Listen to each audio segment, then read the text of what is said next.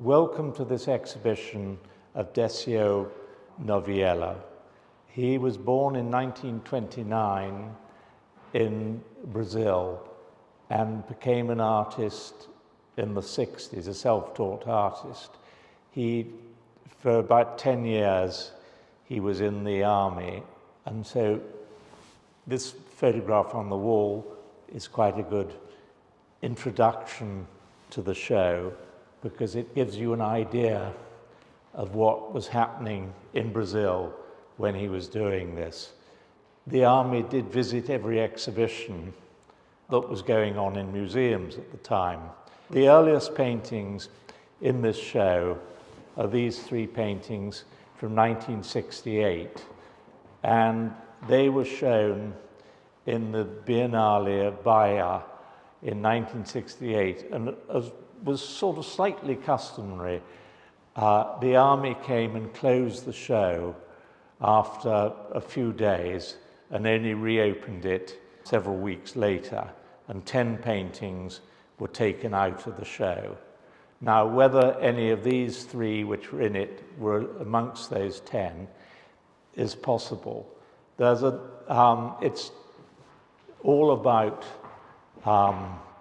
his feelings about the suppression that was going on by the right-wing government. He's well known and in many museums in Brazil. This is maybe the second showing he's ever had out of Brazil. There was a marvelous show of pop art that started in the Walker Art Center in Minneapolis, went on to Dallas, and ended at the Philadelphia Museum in 2015. It was an eye-opener. It was brilliantly curated, and it was the first time I saw his work. And then later at Frieze Masters, I think it must have been just before COVID, in the sort of feature section, which is to me the most interesting part of Frieze Masters, where they invite various dealers from different parts of the world.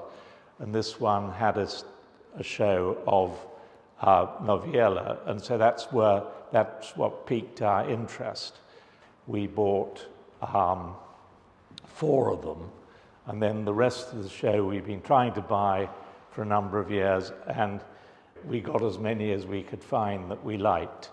Now this one here, which is a self-portrait, was exhibited in 3 successive biennales, 69, 71, and 73. It was originally shown as a diptych, but often these paintings were done as diptychs or triptychs or whatever, and then broken up into single works. This one is a self-portrait, particularly powerful, and it sort of reminiscent of so many different parts of pop art. And some people say, as you look through them, there's quite often the theme to James Bond movies, but there's also a lot of secret messages. The red, white, and blue was the sort of anti-government flag. So, you see this very often. So I think you can understand how, if anybody understands how my mind works, why we got really excited by this artist. The show we also decided to do to correspond with this show of Brazilian art at the Royal Academy. And many people who've seen this show think that he should have had a room in there too. I'm sure they're right. Now, this was only in the 71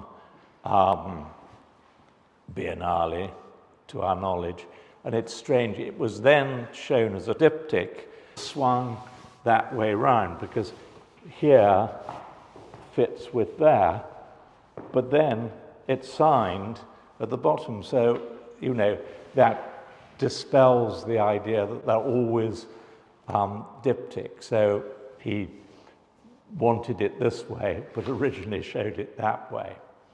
This one was in his hometown, which was Belo Horizonte.